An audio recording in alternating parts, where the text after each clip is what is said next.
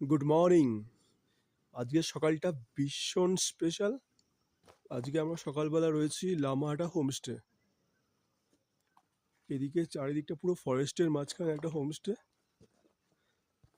এই আমাদের রুম, চারদিকে গাছ পালা, পশু পাখির আওয়াজ সারা রাত্রি। আর এই যেখান থেকে হোমস্টের পাশ থেকে ছোট্ট একটা সুইমিং পুল, এরকম কিছুটা। আর সব থেকে মজার ব্যাপার যেটা আমি তোমাকে বলবো, জানি না কতটা ক্যামেরায় ধরা পড়বে কি না, ঠিক মানে এই যে আমাদের রুম জঙ্গলের মাঝখানে।